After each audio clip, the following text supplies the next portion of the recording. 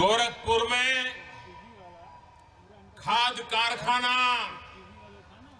और एम्स के शिलान्यास कार्यक्रम में उपस्थित रहुआ सभी के प्रणाम।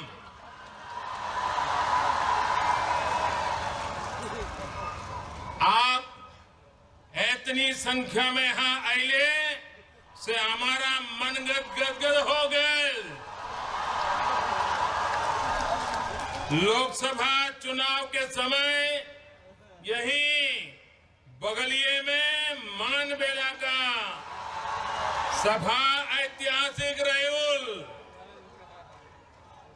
आज रहुआ सब आपन पहल के रिकॉर्डवा तोड़ दीजिए।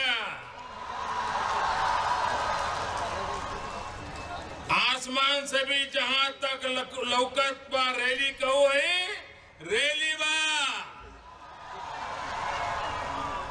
आप सबन के सहयोग से केंद्र में सरकार बनौले कि 2 साल में जवन वादा कहो कि गैल रहनी आज वह पूरा करे और वही के बतावे आयल बाटी।